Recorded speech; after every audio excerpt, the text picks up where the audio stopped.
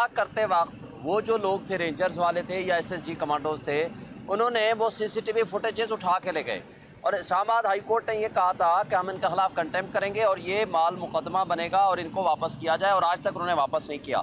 फिर आपको याद होगा सुप्रीम कोर्ट में 1.5 महीना पहले, 2 महीने पहले जब केस लगा हमजा कैंप वाला, वहाँ उनको कहा गया आप सीसीटीवी फुटेज ले आयो कि कौन कौन लोग मुलव्वस था। उन्होंने कहा वो ख़राब है। जब लाहौर हाई कोर्ट ने फैसला दिया जीएचक्यू के बारे में, उन्होंने कहा सीसीटीवी फुटेजेस ख़राब हैं। इसी तरह कोर कमांडर हाउस के मुतालिक कहा। इसी तरह ज़िले शाह को मार के जहाँ फेंका गया वो भी कहा गया कि वो सीसीटीवी फुटेजेस ख़राब थे। और अभी एंथ्रॉक्स वाले जो लेटर भेजे गए, आपको याद होगा, एक ही पोस्ट ऑफिस से भेजे गए, उन्होंने कहा जी वो सीसीटीवी फुटेजेस ख़राब है।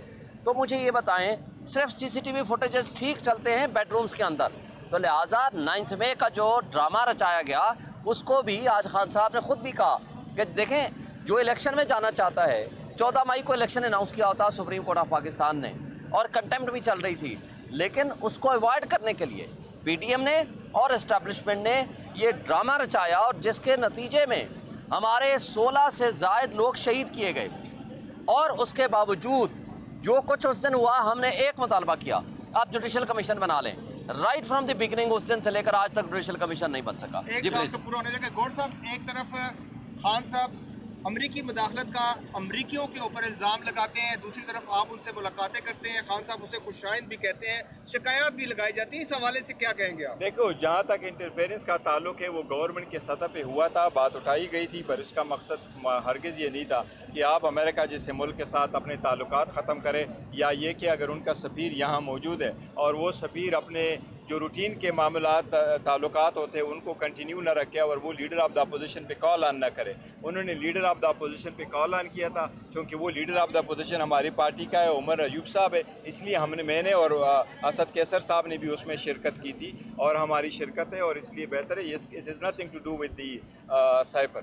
ये बताइएगा कि की मुलाकात हुई परवर साहब के साथ, एक बड़ा इशू बना हुआ है, जरा उसकी थोड़ी तफसीलात बताएं। देखिए, जहाँ तक पब्लिक अकाउंट्स कमेटी का है वो हम बारहा आपको कह चुके हैं। अब हमारे ये पॉलिटिकल पार्टी का इंटरनल मामला है, हम उसको करेंगे रिजॉल्व, इस इशू को रिजॉल्व समझे। लेकिन इसमें चूँकि हमने अच्छा नहीं, देखो, इस मैटर पे हमने इतनी मरतबा इस पर डिस्कशन की है कि इंशाल्लाह आपको फाइनली पता चल जाएगा, जिसका नोटिफिकेशन होगा कि ये पब्लिक अकाउंट्स कमेटी का चेयरमैन है। साहब, आप मुलाकात कर रहे थे तो दूसरी जानिब DGISPR ब्रीफिंग दे रहे थे 9 मई के ऊपर, और उन्होंने रियासत का रेजोल्यूशन बड़ी सख्त अल्फाज में दोहराया कि किसी भी ऐसे शख्स को जिसने आइन तोड़ा है या जो रियासती इदारों पर यलगार किया है, उनको माफ़ नहीं किया जाएगा। क्या आपके इस रवैये में कोई तब्दीली है? देखो, मैंने अभी मैं निकला हूँ और आप ही से पता चला है कि वहाँ ISPR की हो रही, क्योंकि जहाँ हमारी मीटिंग हुई थी वहाँ तो कोई वो नहीं है, टीवी नहीं है कि हमें पता चले। मैंने अभी कोई स्टेटमेंट पढ़ी नहीं है, तो पढ़ूंगा तो इंशाल्लाह ताला ये देखो, मैंने आपके सवाल से मैंने पहले किया था कि पहले हमें उसको इजाज़त नहीं देते थे, आज उसको इजाज़त नहीं दी, पर खान साहब ने कहा है कल केस है, शायद कल आएंगे या नेक्स्ट डेट जो हेयरिंग होगी वो होगी। ये ऐसे करते रहते। 2 मरतबा पहले पंजोता साहब को रोका था, अब आज उन्हीं को रोका है कि जी वो लेट आए, तो इसलिए उनका लिस्ट बीच में से निकाल दिया था। नहीं, वो जो उनके पास लिस्ट गई थी वो कहते हैं उसके लेट आए।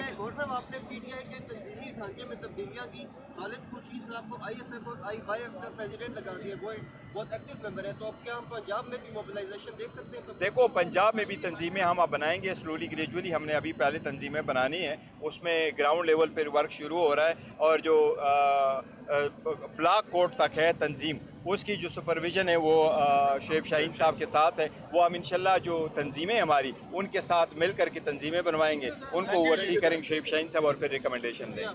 Thank you.